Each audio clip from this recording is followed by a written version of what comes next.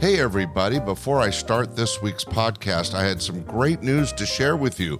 By the way, thanks for listening. We hope you're enjoying these shows. Right now, I want to share some big news. I just launched a brand new video podcast. That's right, a video podcast on YouTube and Spotify. If you get a chance, check it out. It's called the Tag Team Talent Podcast, the Tag Team Talent Podcast, and it shares videos of some amazing talent from all around the world. And if you have talent and you want to share it on this podcast, check out the website, www.tagteamtalentsearch.com. All right, thanks for listening to this message, and here's this week's podcast. Stand-up comedy, your host and MC presents Comedy Appetizers, a podcast where you will find short comedy sets, stories, and funny bits from the famous and not so famous. Here is your host and MC, Scott Edwards. And today I'm sharing a terrific interview done back in 1984 of a good friend of mine and one of the world-class ventriloquists that often played my club, Willie Tyler and his pal Lester. In fact, you may have caught his interview earlier in my podcast season. Very interesting guy, terrific talent. And back in the early 80s, he was on all the TV shows. He was really probably America's number one ventriloquist at the time. And I was very lucky to make friends with him and have him work my room many times. Anyway, on one of those occasions, he dropped in on KCRA Channel 3 Noon News and did a promo for his week at my club, Laughs Unlimited. It's interesting. There's a little funny. You'll hear Lester and Willie Tyler. And much like my interview with him earlier, we treat Lester like he's an additional interviewee. So sit back and enjoy this short interview from 1984 of Willie Tyler and his pal Lester. You have to be familiar with the old expression, children should be seen and not heard, right? Our guest today found a way around that, and he has found that keeping his mouth closed can be, and in fact is, quite profitable. He is a veteran performer whom I've admired for years. He's worked in every area of the entertainment business, and he opens tonight at Laughs Unlimited in Sacramento. You know Willie Tyler, and I think you know Lester. Hello, good afternoon, Carol. Good afternoon, Mike. Nice to meet you, Lester. How long have you been a ventriloquist?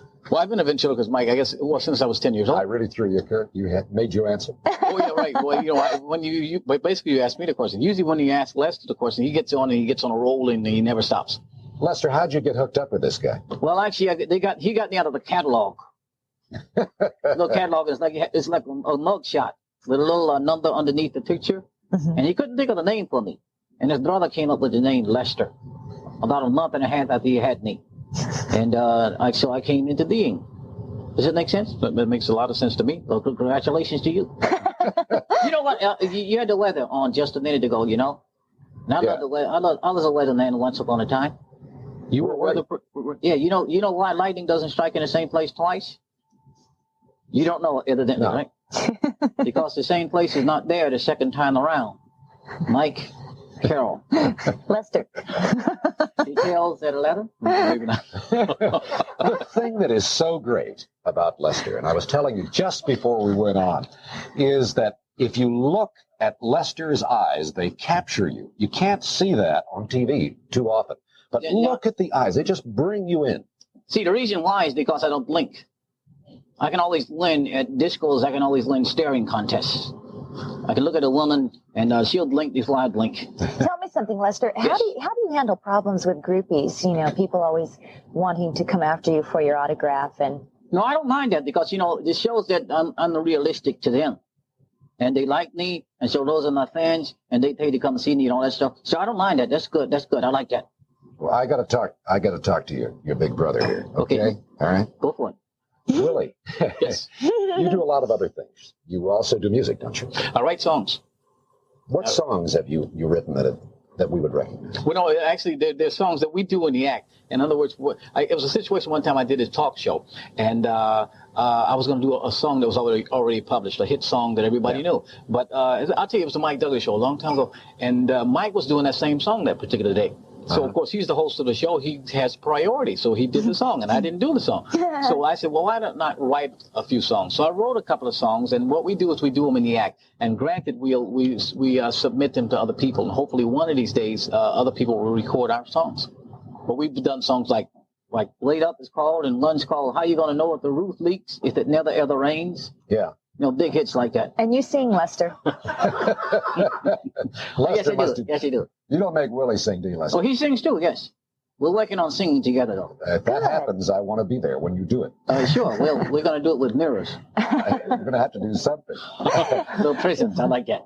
Willie, I have a question for you. A while ago in the news, they were talking about a ventriloquist convention where I suppose several of you gathered together, and there was some discussion about not calling your partners dummies because that didn't seem to be too flattering a word. Sort of harsh. How do you feel about it? Well, I think, actually the professional name for him is like a ventriloquial figure.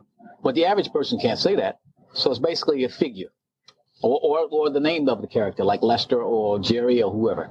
But as I say, dummy is harsh. How many ventriloquists, and I mean really that are before the lights, are there in this country? Aren't that many. I guess I would say approximately 10. I mean, approximately.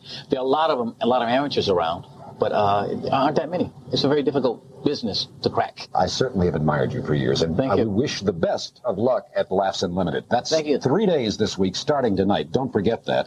If you need to get reservations, and you better hurry, I would tell you that. 446-5905. Yeah, come on out for some laughs and all that kind of stuff. And a little music also. You know what I mean? Willie Tyler and Lester, both of them. Thank you very much for joining us. Thank you. Wow, I got to tell you, it is so neat to listen to these old recordings. Back in 1984, which was quite a while ago, I was so blessed to work with so many famous people and talented people, and having Willie Tyler and Lester as regular acts. And they did, my TV shows, my concerts, my club many, many times, and getting a chance to hear Willie Tyler tell his story with the noon news anchors to promote his appearance at my club is just fun and a good memory. Anyway, I'm sure it was entertaining for you as well. Thanks for listening to this week's episode of Comedy Appetizers. Be sure to share with family and friends, and we will see you this Sunday for our regular podcast, your host and MC, and again next Friday for another episode of Comedy Appetizers. Bye!